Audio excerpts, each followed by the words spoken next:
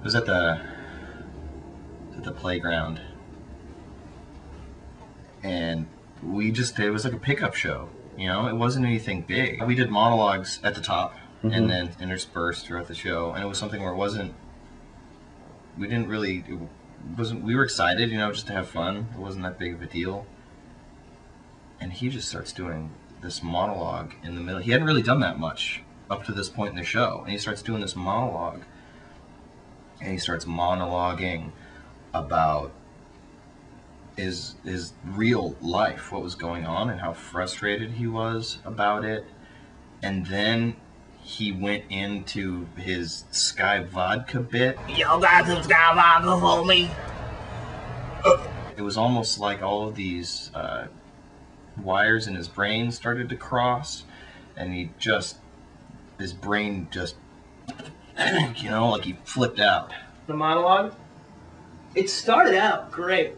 It started out very insightful, you know, and it was kind of sad and sweet, you know, and and then this flip got, the switch got flipped, and it got really racist.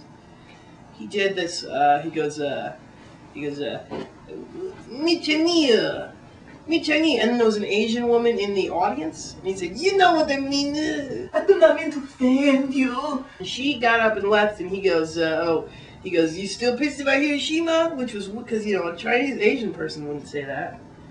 And it was just bizarre, and, you know, we tried to talk to him afterwards, and he blamed Brooke a lot for that show. He really laid into Brooke, and Brooke was great that show, you know, as always. All right, let's go a little bit. Brooke was great, you know, in that show as always. Brooke Bagnall, as always, was solid. I mean, it's a solid show. The Bricklaying Machine show. I was wondering what the difference between, you know, social commentary and bubbling up of deep-seated hatred and animosity towards people you've really never met. It just kind of comes out. It's sort of like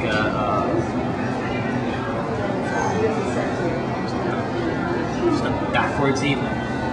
Evenings backwards, awful, you know, Jim Crow era, you know, terrible things about, you know, internment camps in Idaho during World War II, like really, you know, about playing mahjong all the time, which is a Chinese game.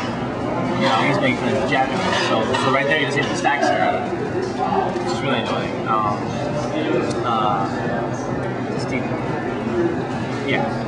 Playing mahjong with internment refugee team. I wanted to end it so bad, but I was flabbergasted. I didn't really know whether or not this was going to keep going, and it did. Keep going. I thought it was going great. I mean, I typically do. I usually feel like we're doing a good job. I mean, everybody's on the same level, but I was at monologue. Something happened in the middle of that monologue that I think we lost Berzac. I don't know where he went. You know, I love working with him, and I'd be very interested in seeing what he's doing now. We should take risks with the trouble of things, seriously. Seriously. At least put like John Chalmers' face over it. I really wish I could say I miss him.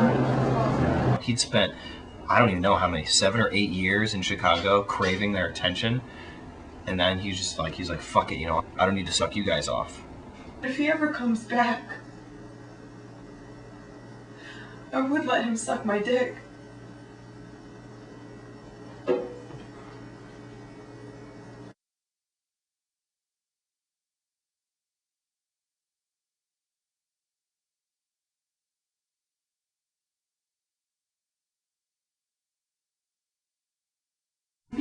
Me, ha, ha, ha, ha. Taco. Karate chop. Beep boop bop beep boop beep beep. I'm a happy robot. Copy. You had to have blown all that money. Medium latte for. You got any vodka? They go right here in the back windows. He should have had someone to regulate his sugar intake. I mean, it's good things like Christmas is funny. Someone's laughing. It's usually him. I am a happy robot. I am a happy. It was better than Brandon Swanberger's blowjob though.